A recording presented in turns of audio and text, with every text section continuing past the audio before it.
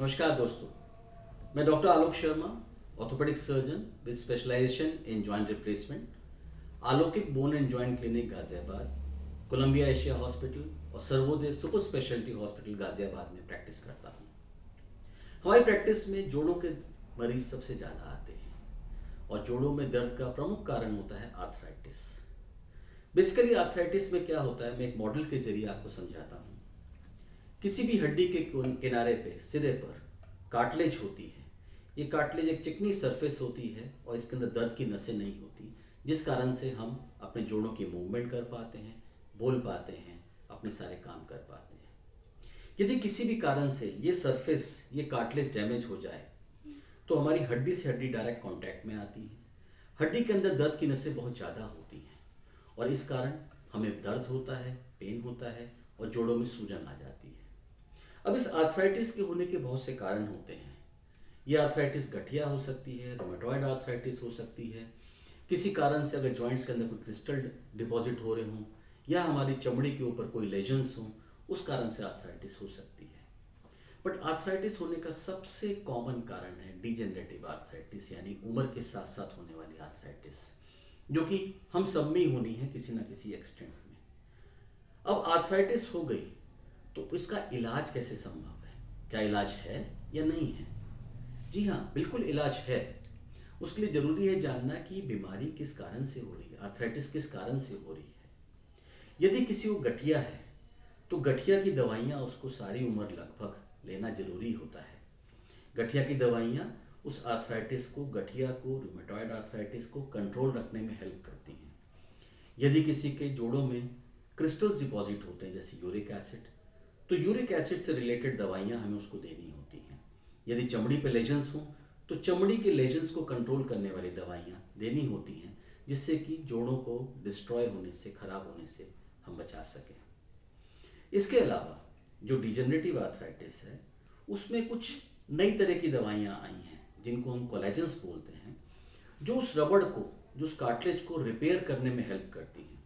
ऐसा जरूरी नहीं है कि वो रबड़ पूरी बन जाए, वो कार्टिलेज दोबारा पूरी बन जाए, पर काफ़ी मदद मिलती है इन कोलेजेंस से कि वो रिपेयर हो और पेशेंट का पेन कम हो, सूजन कम हो।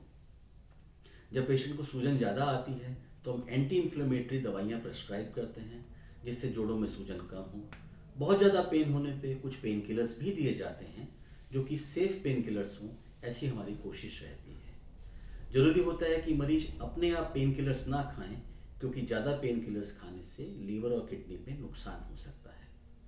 इसके अलावा जोड़ों में जब दर्द हो रहा हो, सूजन आ रही हो, तो बर्फ़ से सिकाई करनी चाहिए। खासकर घुटनों में बर्फ़ की सिकाई से बहुत अच्छा आराम मिलता है।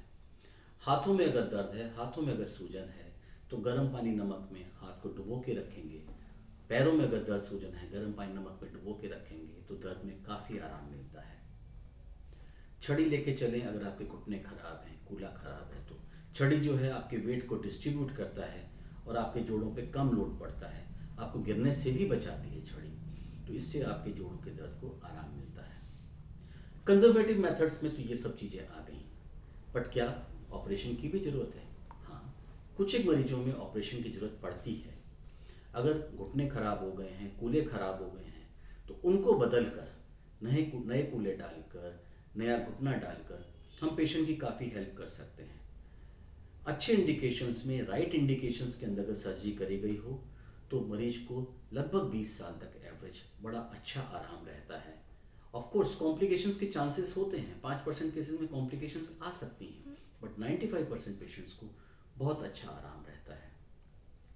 तो जॉइंट रिप्लेसमेंट एक बहुत ही सक्सेसफुल सर्जरी है, जिसको आपने सही अगर मरीज को चुना है और मरीज ने उसके बाद सही लाइफस्टाइल का पालन किया है तो बहुत अच्छा रिजल्ट देती है। कुछ एक केसेस के अंदर हम जॉइंट्स को अलाइन करने की सर्जरीज भी करते हैं, जिसका रिजल्ट 5 से लेकर 10 साल तक अच्छा रह सकता है। But all said and done, किसी भी बीमारी से लड़ने के लिए जरूरी होता है कि हमारा स्ट्रेस लेवल कम हो, हम मानसिक रूप से बहुत मजबूत हों, स्पिरिचुअल लेवल से बहुत मजबूत हों। तो इसलिए चाहे वो आर्थराइटिस हो या कोई बीमारी हो, अगर हमें उसका दर्द कम करना है, अगर हम उससे लड़ाई करनी है, तो ज़रूरी है कि हम मेडिटेशन करें, ध्यान लगाएं, प्राणायाम करें रेगुलर, ताकि हम मानसिक रूप से स्ट्रांग हो, स्पिरिचुअल रूप से स्ट्रांग हो और हमें दर्द का आभास कम से कम हो। ये आपकी बीमारी को तो ठीक नहीं करेगा, लेकिन उस बीमारी को लड़ने में आपको बहुत हेल्प करेगा। उस बीमारी के इफ़ेक्ट्स को, जो साइकोलॉजिकल इफ़ेक्ट्स हो, उससे लड़ने में, उनको कम करने में आपकी बहुत हेल्प करेगा। Thank you so much.